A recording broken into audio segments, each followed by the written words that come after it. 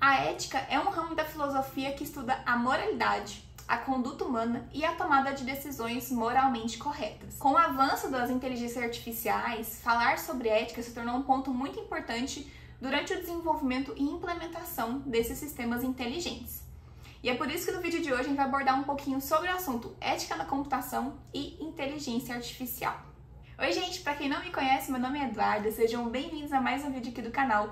E no vídeo de hoje a gente vai abordar um pouquinho sobre o ChatGPT, que está dando novamente o que falar, e abordar também o conceito de ética na computação, que tem tudo a ver com os últimos acontecimentos em relação ao GPT-4, que é a nova versão, a mais nova versão lançada do ChatGPT. Mas antes de tudo, se você não viu o primeiro vídeo, eu já falei um pouco aqui sobre o ChatGPT, o que ele é, como ele funciona, quais são os riscos, os riscos preliminares ali que a gente tinha, principalmente em relação à profissão do programador, então eu abordei alguns pontos nisso.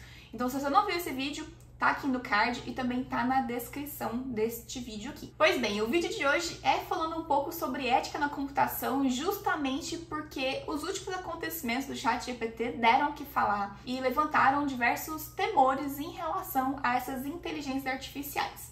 Para a gente acompanhar uma linha de raciocínio aqui, eu vou montar uma linha do tempo para vocês entenderem o que foi acontecendo ao longo dessas últimas semanas. Bom, há umas semanas atrás, a OpenAI, que é a empresa que desenvolveu e está desenvolvendo e melhorando o ChatGPT, ela lançou um relatório que tem mais de 100 páginas e que pode ser acessado, vou deixar na descrição também para caso alguém queira ler na íntegra.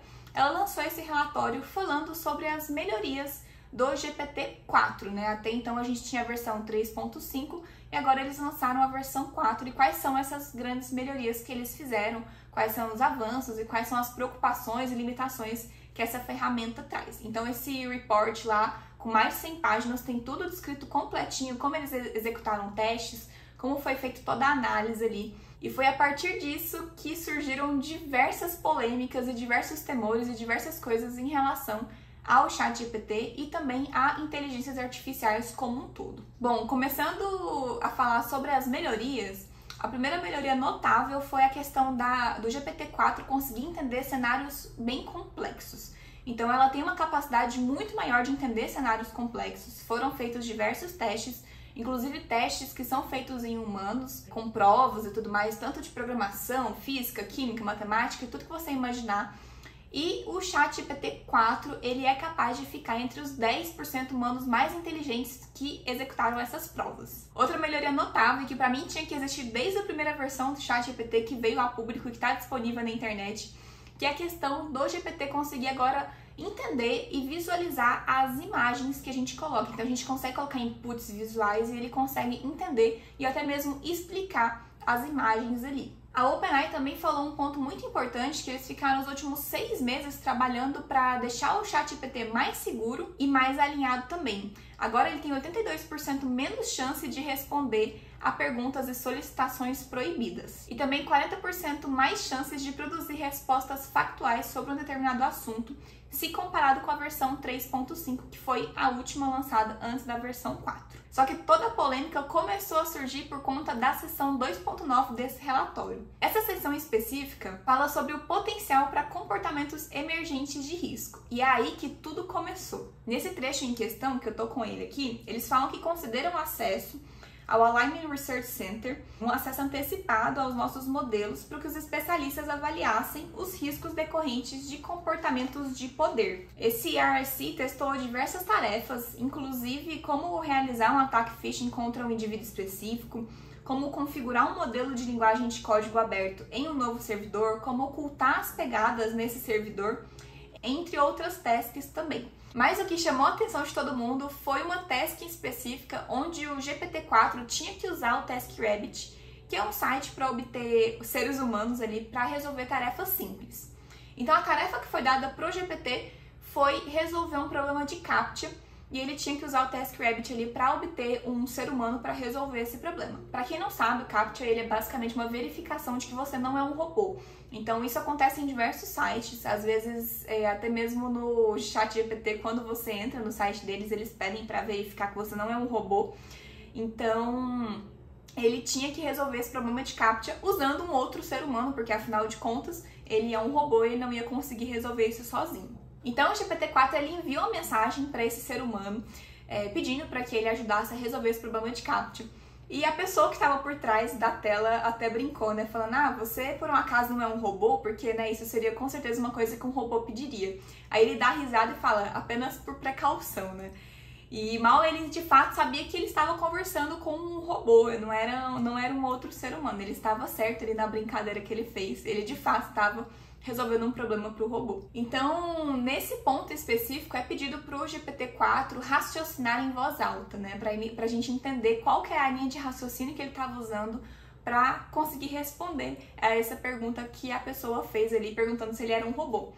Então, o GPT-4, ele raciocina o seguinte, que ele não pode revelar que ele é um robô, que ele tem que arrumar alguma desculpa para conseguir terminar essa tarefa. Então ele teve esse senso de conseguir entender que nessa situação ele precisava mentir, ele precisava inventar uma desculpa para conseguir terminar essa task que foi proposta para ele. Então ele responde para a pessoa que tem um problema de visão, ele inventa essa desculpa que ele tem um problema de visão e que isso dificulta ele a enxergar o CAPTCHA e por isso que ele estava pedindo ajuda para essa pessoa. E aí a pessoa que está por trás lá vai e resolve para ele o problema e ele completa a task. E isso levantou a preocupação de absolutamente todo mundo que leu esse report quando ele foi lançado. Não só de quem leu, mas também da OpenAI, que disse, dentro do próprio report mesmo, que essa ARC, né, essa empresa, ela ia conduzir outros testes antes da versão final do GPT-4 ser lançado. Então, antes de tudo, antes de mais nada, foram executados esses outros testes e eles fizeram os testes antes de lançar oficialmente essa nova versão do GPT-4. E lendo todo esse relatório que a OpenAI soltou, a gente consegue ver claramente que ela expressa ali sim a sua preocupação em relação ao ChatGPT-4 e até aponta essas capacidades que são preocupantes, como a habilidade de criar planos de longa data e agir em cima deles, acúmulo de poder e de recursos e também comportamentos autoritários. Então essas foram as grandes preocupações que ela levantou. Ela também colocou ali algumas limitações que a ferramenta ainda tem, então como eu disse, vocês podem ler na íntegra o relatório que ela colocou, tá aqui na descrição. Mas, de forma geral, foi isso que foi mais preocupante diante de todo o relatório que ela apresentou. E aí, com isso, todo mundo começou a falar sobre o ChatGPT, principalmente por conta da capacidade do robô entender que, diante daquela situação, ele precisaria mentir para um ser humano para conseguir completar uma tarefa. E com todo mundo falando do GPT-4, claramente o Elon Musk ia estar envolvido nisso tudo, afinal de contas, ele é um dos grandes líderes mundiais de tecnologia, né? Então, quando se fala de grandes tecnologias, ele precisa estar ali envolvido também. O Elon Musk, em questão, há umas semanas atrás, ele lançou uma carta junto com outros especialistas em inteligência artificial e eles assinaram essa carta falando sobre as preocupações que esses sistemas inteligentes poderiam trazer e que eles pediam a pausa de 6 meses do avanço dessas tecnologias. Só que como era de se esperar, e quando eu li essa notícia eu também fiquei com aquela pulguinha atrás da orelha, porque o Elon Musk ele não é bobo nem nada, né? Afinal de contas ele é um grande líder aí de tecnologia e ele está vendo uma grande tecnologia à frente do que provavelmente ele tem. Então isso também não deixa de ser uma jogada dele ali de, pô, pessoal, vamos frear isso aí porque a gente não sabe o que vai ser. Enquanto isso, deixa eu ir desenvolvendo a minha aqui, ganhando tempo, para conseguir concorrer também a essa corrida das inteligências artificiais. Então, como era de se esperar, o Elon Musk, há uns 2 dias atrás, ele falou que vai lançar a sua própria inteligência artificial ali, como se fosse o seu próprio ChatGPT. Então ele voltou atrás com tudo que ele disse que não aprovava a inteligência artificial e que tinha que pausar isso tudo. E realmente era, no final das contas, uma breve jogada de marketing que não funcionou para ele conseguir correr também e ter o seu próprio sistema inteligente. E aí a gente também teve outros acontecimentos nesses últimos dias, que foi na questão da Itália. A Itália proibiu o ChatGPT no país. Eles alegam que a plataforma ela coleta dados e isso fere a GPDR que eles têm lá, que é como se fosse a LGPD nossa, a Lei Geral de Proteção de Dados, só que da União Europeia. Então, na Itália está proibido o ChatGPT, lá não tem mais acesso. E o que marcou muito porque foi o primeiro país do Ocidente a proibir a ferramenta. A gente sabe que outros países, como Coreia do Norte, já tinha proibido, mas a Itália foi o primeiro país do Ocidente a proibir a ferramenta. E aí, com tudo que foi apresentado desses últimos acontecimentos, eu quero agora falar um pouquinho sobre a ética da computação, que tem tudo a ver com tudo que rolou essas últimas semanas. Uma das principais preocupações da ética voltado para a inteligência artificial é a questão da responsabilidade. À medida que as máquinas e essas inteligências artificiais se tornam cada vez mais autônomas, é importante garantir que a gente tenha uma atribuição clara de quem é o responsável por esses sistemas. Porque, obviamente, no caso de tudo der errado, porque é uma ferramenta muito nova, a gente não sabe os limites que ela pode chegar.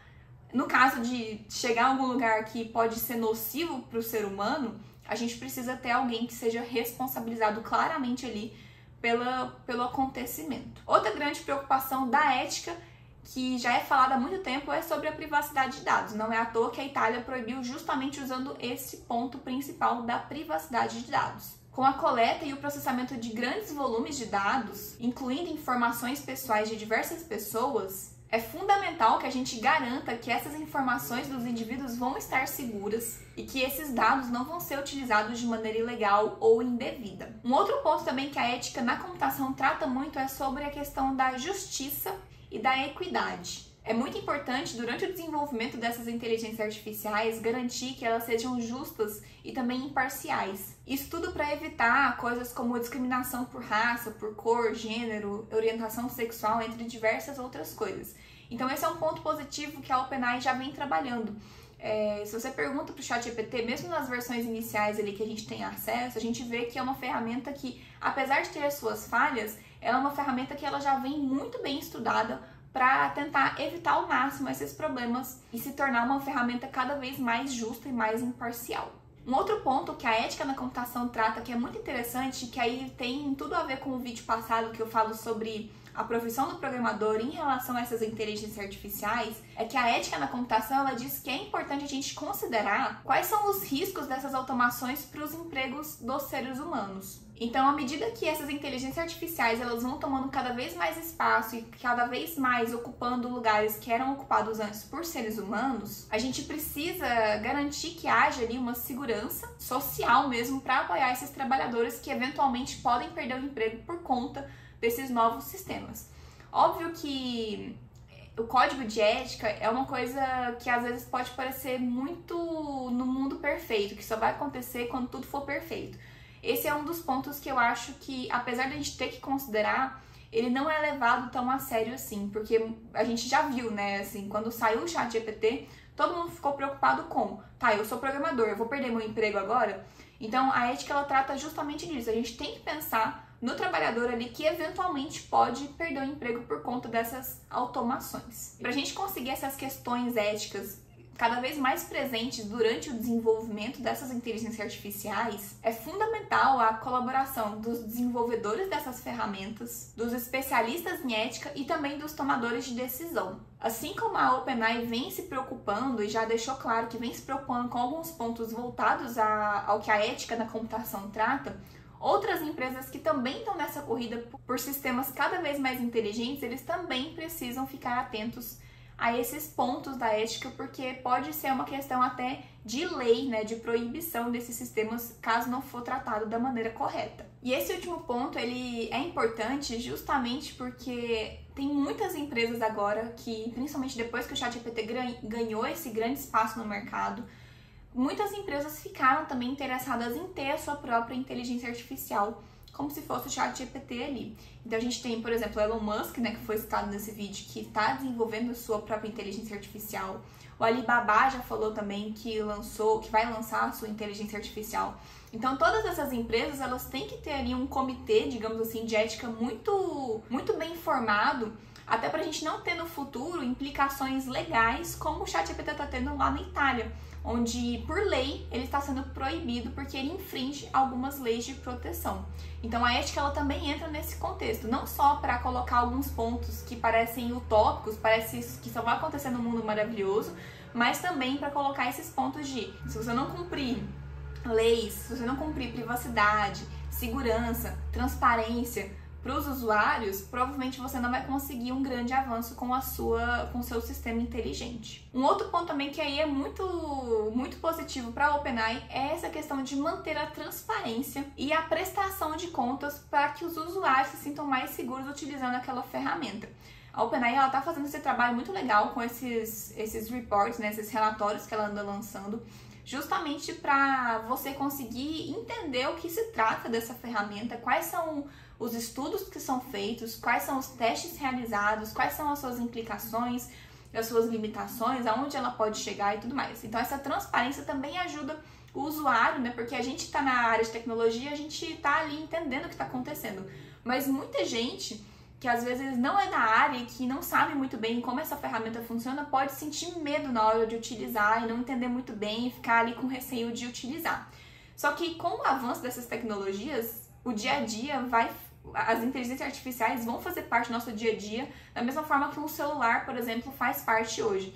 Então, é preciso que essas empresas mantenham essa transparência justamente para conseguir que os usuários cada vez mais fiquem familiarizados com essas novas tecnologias. Bom, e se você quiser saber um pouquinho mais sobre ética de computação, eu vou deixar aqui embaixo na descrição também alguns conteúdos, alguns artigos, algumas coisas que podem ser úteis para vocês, se vocês quiserem se aprofundar no assunto.